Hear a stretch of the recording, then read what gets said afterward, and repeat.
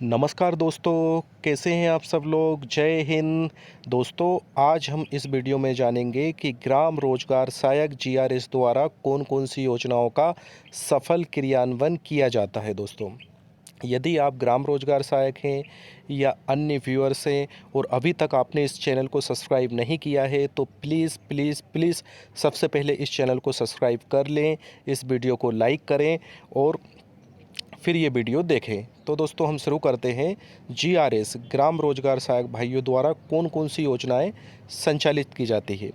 सबसे पहले आती है मनरेगा। मनरेगा Mahatma Gandhi National Rural Employment Guarantee act.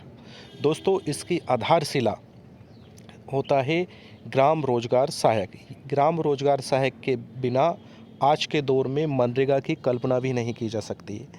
यदि जीआरएस संगठन हड़ताल पर जाता है तो सबसे ज़्यादा यदि कोई सी योजना प्रभावित होती है तो वो मनरेगा होती है। और मनरेगा मजदूर को उनकी मजदूरी भुगतान में दिक्कत आती है, उनको रोज़गार नहीं मिल पाता है, तमाम तरह की बाधाएं उत्पन्न होती है और ये योजना पूरी तरह से धराशायी हो जाती है। वैसे दोस्तों, ये मनरेगा जो योजना है वो कायदे में डिमांड बेस है, मांग के आधार पर कार्य उपलब्ध कराया जाना होता है। लेकिन आजकल ऊपर वरिष्ठ अधिकारियों का दबाव प्रेशर के चलते क्या लक्ष्य रखा जाता है कि आपकी पंचायत शून्य ना रहे, आपकी पंचायत में लेबर चलती ही रहे, कार्य होते ही रहे। तो ये टारगेट बेस योजना बना दी गई है इसको, और सबसे ज़्यादा मनरेगा प्रभावित होती है। और अभी वर्तमान में जैसा कि आपको पता है कि ग्राम रोजगार सहायक सहायक सचिव अपनी जायज़ मांगों को लेकर, अपने हक अधिकारों को लेकर अभी वर्तमान में मध्य प्रदेश में हड़ताल पर है, क्योंकि आगामी विधानसभा चुनाव को देखते हुए सहायक सचिव भाइयों को लग रहा है कि अभी नहीं तो कभी नहीं। यदि हमने इतना प्यारा सुनहरा मौका गवा दिया, और वैसे ही हमको कार्य करते करते 13, 14, 15 साल होने को आए हैं, और यदि हमने ये मौका भी गवा दिया, ये विधानसभा चुनाव भी हो गया, तो फिर 5 साल हमको कोई पूछने वाला नहीं है। तो इस तरह से हमारा सेवा काल 20 साल का हो जाएगा। और फिर यदि बाद में अगले विधानसभा चुनाव में वापस हम आंदोलन करेंगे, वापस प्रयास करेंगे, और 20-25 साल बाद यदि सरकार हमें नियमित भी कर देती है तो उसका क्या फ़ायदा। यदि नियमित हो तो अभी हो। और दोस्तों, ये वाकई में एक सोचने वाली बात है कि ग्राम रोजगार सहायक इतनी सारी योजनाओं का संचालन कर रहा है, तो सरकार को उसका जिला संवर्ग में करने में आखिर हर्ज ही क्या है। दूसरी योजना देखते हैं, प्रधानमंत्री आवास योजना, पीएमएवाई। ये ग्रामीण आवास योजना है प्रधानमंत्री, जिसके अंतर्गत केंद्र सरकार द्वारा गांव में गरीबों को मकान उपलब्ध करवाया जाता है। तो इस योजना की भी आधारशिला हो, बिल्कुल नींव जो बेस है वो होता है ग्राम रोजगार सहायक। ग्राम रोजगार सहायक के द्वारा ही इस योजना का सफल संचालन होता है। यदि किसी भी पात्र हितग्राही को प्रधानमंत्री आवास योजना का लाभ दिया जाता है तो सबसे पहले ग्राम रोजगार सहायक जीआरएस उसका जियोटैग करता है, उसके ओल्ड हाउस का, पुराने मकान का उसको खड़े होकर फ़ोटो लेता है। फिर सेक्शन जहाँ पे मकान बनना होता है फिर वहाँ पे जियोटैग होता है। फिर उसके बाद में दोस्तों प्लिंथ स्तर और धीरे धीरे फाउंडेशन लेवल, फिर उसके बाद में धीरे धीरे धीरे हर लेवल का प्लिंथ स्तर, हर लेवल का लिंटेल लेवल और कंप्लीट लेवल, हर स्तर का जियोटैग जीआरएस द्वारा किया जाता है। और उसी हिसाब से फिर इंस्टॉलमेंट उसकी आती है और मकान कंप्लीट होता है। तो ये मोदी जी की बहुत ही महत्वाकांक्षी, बहुत ही महत्वपूर्ण योजना है, और इस योजना में भी पलीता लग रहा है। उसका कारण ये है कि ग्राम रोजगार सहायक अभी अपनी जायज़ मांगों को लेकर हड़ताल पर है। और अगली योजना देखते हैं, एसवीएम स्वच्छ भारत मिशन योजना। एसवीएम, इसके अंतर्गत गांवों में शौचालयों का निर्माण किया जाता है। तो इसमें भी सबसे अहम, सबसे महत्वपूर्ण भूमिका कौन अदा करता है, जीआरएस ग्राम रोजगार सहायक। तो ये योजना भी अभी वर्तमान में प्रभावित हो रही है दोस्तों। क्यों? क्योंकि इसकी इनकी जवाबदारी किसकी है, जीआरएस की है। आगे देखते हैं समग्र आईडी।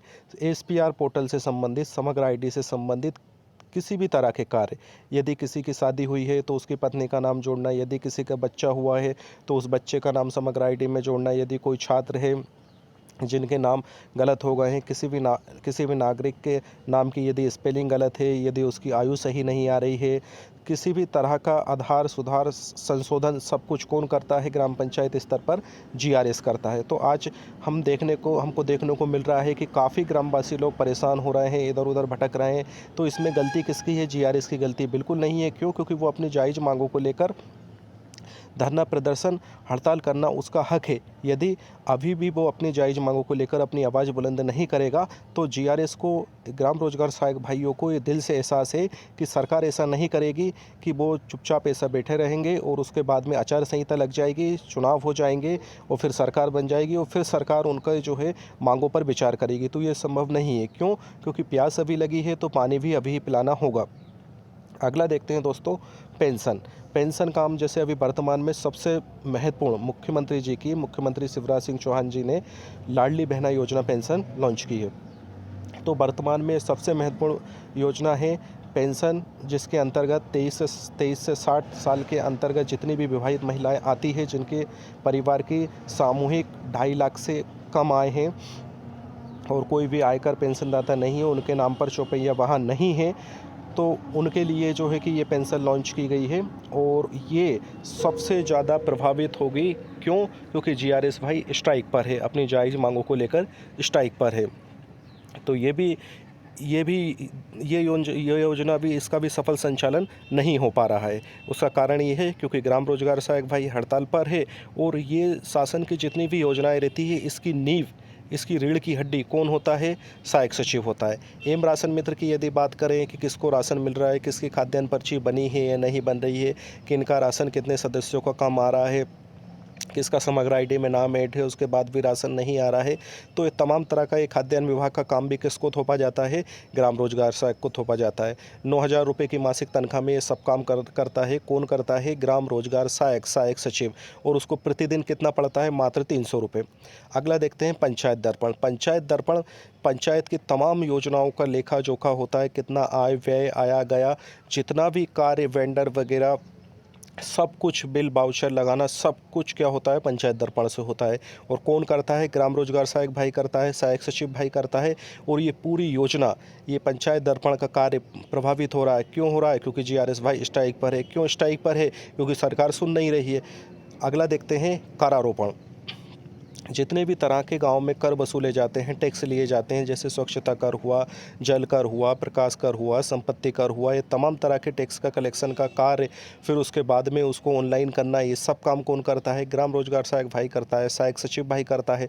और अब आज ये कार्य भी पूरी तरह से प्रभावित हो रहा है। क्यों? क्योंकि जीआरएस भाई स्ट्राइक पर है। किस लिए है? अपनी जायज़ मांगों को लेकर। तो सरकार यदि उनकी जायज़ मांगों का सुन लेती है, समझ लेती है, उसका हल निकाल देती है, सरकार को यदि ये एहसास होता है कि हाँ वाकई में केंद्र की और राज्य की सरकार की जितनी भी समस्त योजनाएं हैं उनका सफल संचालन ग्राम रोजगार सहायक कर रहा है, पूरी तरह से ईमानदारी से कर रहा है, और हम उनको 300 रुपये रोज़ दे रहे हैं जो कि पर्याप्त नहीं है, उनका उचित मान्यता दिया जाना चाहिए, उनको जिला संवर्ग में किया जाना चाहिए, तो अपने आप ये हड़ताल स्वतः ही समाप्त हो जाएगी और इतने सारे कार्य प्रभावित नहीं होंगे। आगे देखते हैं आयुष्मान कार्ड, जन आरोग्य भारत योजना, जन आरोग्य योजना। ये आयुष्मान कार्ड योजना मोदी जी की बहुत ही महत्वाकांक्षी योजना है। ये भी बहुत ही प्रभावित हो रही है क्योंकि ग्राम पंचायत स्तर पर ग्राम रोजगार सहायक के नाम से आईडी जनरेट कर दी गई है और आयुष्मान कार्ड बनाने का कार्यभार इनके ऊपर थोप दिया गया है। अब आयुष्मान कार्ड बन नहीं रहे, उसका कारण क्या है? जीआरएस भाई स्ट्राइक पर है, और स्ट्राइक पर अगर गवर्नमेंट चाहती है कि जीआरएस भाई वापस स्ट्राइक से अपने काम पर लौटे तो उनकी जायज़ मांगों पर विचार करें, उनका हक अधिकार दिलाए दें। अगला देखते हैं वैक्सीन कार्य। तो ये वैक्सीन कार्य तब जब भी ग्राम पंचायत स्तर में वैक्सीन टीकाकरण का कार्य होता है, चाहे वो किसी भी प्रकार का टीकाकरण हो। अभी हाल ही में हमने देखा है कि कोरोना का पूरे देश भर में टीका लगाया गया है, तो उसमें ड्यूटी ग्राम पंचायत स्तर पर जो ऐप रहती है उसमें प्रत्येक की एंट्री करना का कार्य किसके कंधों पर डाला गया है? जीआरएस के। निर्वाचन कार्य भी कौन देखता है? जीआरएस देखता है। ग्राम पंचायत स्तर पर जब भी मतदान केंद्र बनाए जाते हैं तो जीआरएस को चुनाव प्रभारी बना दिया जाए, मतदान केंद्र प्रभारी बना दिया जाता है। उसकी जो है बस प्रभारी बना दिया जाता है, बस में ड्यूटी लगा दी जाती है। तो ये कार्य भी जीआरएस के सर पर थोप दिया जाता है, और वो भी मात्र कितने? 300 रुपये रोज़ में, वही 9,000 की तनख्वाह में। आगे देखते हैं BPL card. BPL ration card से संबंधित जो भी कार्य होता है, आदेश के बाद में उसके बाद में उसको नया बीपीएल जारी करवाना, बनवाना तहसील के बाद से, ये सब कार्य किसके ऊपर थोप दिया गया है? ग्राम रोजगार सहायक भाइयों के ऊपर थोप दिया गया है। तो आज जो है ये कार्य भी प्रभावित हो रहा है।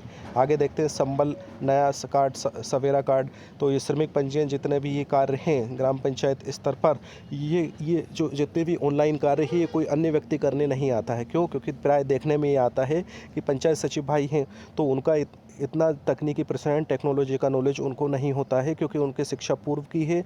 उस समय कंप्यूटर से ऑनलाइन वर्क करने का इतना क्रेज नहीं था। लेकिन जब नई नई भर्तियां हुई तो ग्राम रोजगार सहायक भाइयों की भर्तियां ही इस आधार पर हुई है कि उनको कंप्यूटर स्किल्स कितनी है, उनका कंप्यूटर का ज्ञान कितना है। तो उसका सरकार भरपूर फ़ायदा उठा रही है, और कितने में? मात्र 300 रुपये रोज़ में। आगे देखते हैं भवन सन्निर्माण कर्मकार कार्ड। इसका भी, इस योजना का भी कौन संचालन करता है? जीआरएस भाई करता है। जनश्री बीमा योजना हुई, इसका संचालन भी, इसकी जवाबदारी भी किसके ऊपर थोप दी गई है? जीआरएस भाई के ऊपर। आम आदमी बीमा योजना कौन देखता है? ग्राम रोजगार सहायक भाई देखता है। अन्न उत्सव योजना का जिम्मेदारी किस पे सौंप दी गई है? ग्राम रोजगार सहायक भाई पे सौंप दी गई है। किसान कल्याण योजना की यदि बात करें तो किसानों से संबंधित जितना भी डेटा होता है, जितनी भी जानकारी होती है, जितना भी फीडिंग वर्क, सब कुछ काम पटवारी के साथ कंधे से कंधा मिलाकर कार्य कौन करता है? सर्वे वगैरह का, फसल का यदि नुकसान हुआ तो फसल बीमा, सर्वे कार्य, ये सब कौन देखता है? ग्राम रोजगार सहायक भाई देखता है। कितने में देखता है? वही मात्र 300 रुपये रोज़ में। आगे देखते हैं दिव्यांग पेंशन से संबंधित जितने भी कार्य होते हैं उनका यूडीआई पोर्टल पर एंट्री करना, उनका सब कुछ पूरा पेंशन से संबंधित पूरा कार्य किसके ऊपर थोपा गया है? जीआरएस भाई के ऊपर थोपा गया है। कितने में? वही मात्र 300 रुपये रोज़ में। आगे देखते हैं कोविड-19 बॉर्डर पर ड्यूटी वगैरह, ये कार्य किससे करवाया गया था? ग्राम रोजगार सहायक भाई उसे करवाया गया था। प्रधानमंत्री सुरक्षा बीमा योजना, जिसकी अभी हमने चर्चा की है, ग्राम रोजगार भाई के ऊपर थोपा जाता है। उज्ज्वला योजना, जिसमें केंद्र सरकार चाहती है कि प्रत्येक पात्र गरीब परिवारों को गैस कनेक्शन मिले, ताकि उनको जो धुआं होता है चूल्हे का, उससे आज़ादी मिले और वातावरण स्वच्छ हो। तो इसकी जवाबदारी भी, ये कार्य भी अंततः ग्राम रोजगार सहायक भाई के कंधे पर लाद दिया जाता है। आगे देखते हैं ग्राम पंचायत कार्य योजना, जीपीडीपी ग्राम पंचायत का क्या है? विकास दर्पण होता है, जिसमें आने वाली 5 साल की समस्त योजनाओं का सफल संचालन, उनका लेखा जोखा, उनके कितना आय व्यय रहेगा, किस मद से कितना खर्च होगा, ये पूरा लेखा जोखा तैयार करने का कार्य किसके ऊपर थोपा जाता है? ग्राम रोजगार सहायक के ऊपर। फिर उसके बाद में यदि जरा सी भी त्रुटि होती है तो जीपीडीपी का कार्य सफल नहीं होता है, उसको पोर्टल पर ऑनलाइन करना होता है, जिसमें हफ्ते 2 हफ्ते का समय लगता है। ये कार्य भी ग्राम रोजगार सहायक भाई को करना पड़ता है। तो ये कार्य भी अभी जो है करंट में होने जा रहा होगा, क्योंकि वित्तीय वर्ष चेंज होगा तो ये कार्य भी प्रभावित होगा। आगे देखते हैं आनंद उत्सव मनाया जाता है, तो आनंद उत्सव पर फिर उस पोर्टल पर भी एंट्री करने का कार्य ग्राम रोजगार सहायक का होता है, और इन समस्त कार्यों के लिए कोई अलग से मानदेय वेतन कुछ भी नहीं मिलता। वन मित्र पोर्टल देखते हैं, उसका कार्य भी जीआरएस भाई को देखना पड़ता है, करना पड़ता है। ईएलओ सर्वे कार्य हुआ, पात्रता पर्ची से संबंधित जितने भी कार्य हैं ग्राम पंचायत स्तर पर रोजगार सहायक भाई को करना पड़ता है। ग्राम सभा के फ़ोटो अपलोडिंग, जहाँ पे मोबाइलाइजर की भर्ती तो खैर अभी अभी हुई है, लेकिन कई पंचायतों में मोबाइलाइजर की भर्ती नहीं हुई है। तो पूरा ये कार्य ग्राम सभा से संबंधित कौन देखता है? ग्राम रोजगार सहायक भाई देखता है। अब मुख्यमंत्री आवास योजना की बात करें तो अब तो ये बंद हो चुकी है। इसकी जगह पर ये जितनी भी ये योजनाएं थी, होम स्टेट है, इंदिरा आवास है, मुख्यमंत्री आवास योजना है, इनकी जगह पर प्रधानमंत्री आवास योजना लाई गई है, और इसका सफल संचालन की जिम्मेदारी जीआरएस भाई को सौंपी गई है। जनधन खाता खुलवाने का काम जीआरएस भाई को सौंपा गया था। जन्म मृत्यु प्रमाण पत्र, पंचायत में जन्म होता ही रहता है, मृत्यु होती रहती है, उनका प्रमाण पत्र को जारी करने का कार्य भी जीआरएस भाई के ऊपर सौंपा गया है, जो कि इन दिनों काफ़ी प्रभावित हो रहा है। ई ग्राम स्वराज पोर्टल की बात करें तो ये कार्य भी काफ़ी प्रभावित हो रहा है। ई ग्राम स्वराज पोर्टल से संबंधित जितनी भी एंट्रियाँ होती है वो भी ग्राम रोजगार सहायक भाई ही देखता है। ई उपार्जन केंद्रों पर इन पर भी ड्यूटी लगाई जाती है। ओलापाला में पटवारी के साथ में सर्वे दल में ग्राम रोजगार सहायक भाई की ड्यूटी लगा दी जाती है। तहसील एसडीएम ऑफिस में जाति प्रमाण पत्र निर्माण हेतु डाटा एंट्री कार्य में भी ग्राम रोजगार सहायक भाई की ड्यूटी लगा दी जाती है। चुनाव में मतदान दल को छोड़ने हेतु वाहन प्रभारी के तौर पर भी ग्राम रोजगार सहायक भाई की ड्यूटी लगाई जाती है। चुनाव में रनर अप 1 रनर अप 2 में भी ड्यूटी लगाई जाती है। बीओले के कार्य का भी दायित्व ग्राम रोजगार सहायक भाइयों के कंधों पर सौंप दिया जाता है। शासन द्वारा समय समय पर जितनी भी योजनाएं नई ग्राम पंचायत स्तर पर आती है, गांव के परिवेश को ध्यान में रखकर बनाई जाती है, उनका समस्त एंट्री, उनका समस्त सर्वे, समस्त फेटिंग, डेटा कलेक्ट सब कार्य कौन करता है? जीआरएसवाई करता है, वो भी मात्र अल्प वेतन में 9,000 रुपये के अल्प वेतन में।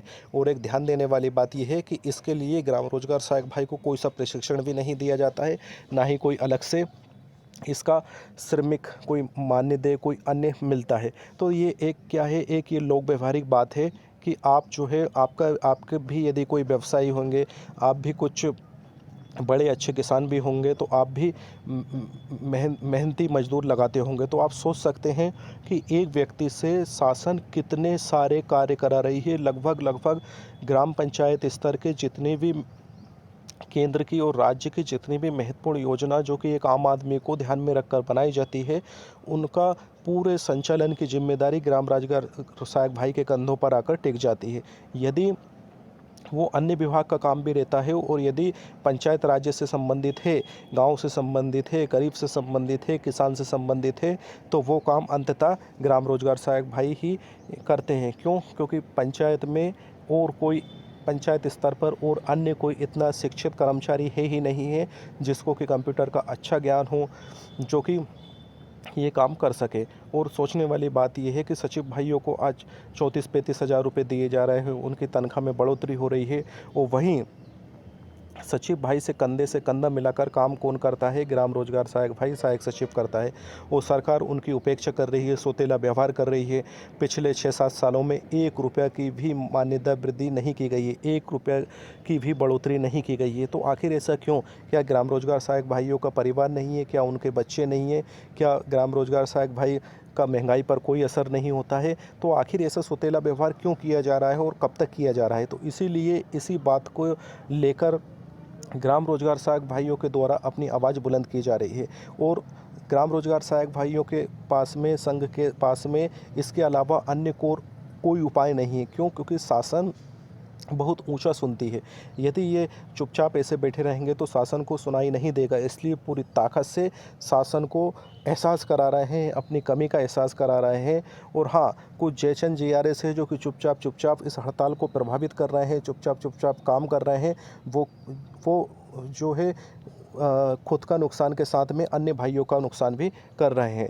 तो इस वीडियो के माध्यम से, इस वीडियो का जो पर्पस है, उद्देश्य सिर्फ यही है कि ग्राम पंचायत स्तर पर इतनी योजनाओं का सफल संचालन जीआरएस भाई करता है, तो उसकी मानवीय आधारों पर कि हाँ, मानव अधिकारों का उल्लंघन ना हो, उसकी पीड़ा को सरकार को समझना चाहिए और उसको उचित मान्यता देना चाहिए, ताकि उसको उसका भविष्य सुरक्षित दिखाई दे। क्योंकि छोटी गलतियों पर जीआरएस भाई पर कार्रवाई होती है, नौकरी से हाथ धो लेते हैं। और कितने सारे इस्तीफे दे दिए जा चुके हैं, कितने सारे जीआरएस भाई असमय काल के गाल में समा गए हैं, कितने सारे जीआरएस भाई, बहुत सारे जीआरएस भाई नौकरी छोड़ चुके हैं। तो इस विडंबना से बचने के लिए जीआरएस भाइयों ने अब सर पर कफन बांध लिया है, आर पार की लड़ाई का मन बना लिया है। और उन्हें सोचा है कि यदि हम नौकरी करेंगे तो सम्मानजनक सुरक्षित भविष्य के साथ में, उचित मान्यता के साथ में ही करेंगे, वरना इस नर्क में अब हम काम नहीं कर सकते। उन्होंने सर पे कफन बांध लिया है। और दोस्तों, जब इतने मजबूत इरादे जीआरएस भाइयों ने बना लिए हैं तो डेफिनेटली इसका लाभ मिलेगा। और आज नहीं तो कल सरकार को ये सोचने के लिए मजबूर होना ही पड़ेगा और जल्द से जल्द जायज़ मांगों को, जायज़ अधिकारों को जीआरएस भाई को देना ही पड़ेगा। तो मुझे उम्मीद है दोस्तों, मेरा ये प्रयास आपको बेहद पसंद आया होगा। बस छोटा सा यही निवेदन है कि यदि आप जीआरएस भाई हैं तो आपसे कहने की ज़रूरत है ही नहीं, क्योंकि ये जीआरएस भाइयों की पीड़ा से संबंधित ही प्रश्न है, उनके भविष्य से संबंधित ही, उनके बच्चों के लिए ही, हितों के लिए ही इस वीडियो को बनाया गया है, ताकि शासन तक ये सोशल मीडिया के माध्यम से आवाज़ पहुँचे। तो आप प्लीज़ इसमें सहयोग करें, इस चैनल को सब्सक्राइब करके इस वीडियो को शेयर करें, अधिक से अधिक शेयर करें और अन्य जीआरएस भाइयों के पास शेयर करें, ताकि वो भी जो है कि आम जनता जनार्दन को भी ये पता चले कि हाँ, जीआरएस भाई आज कितना कितना प्रताड़ित है, कितना परेशान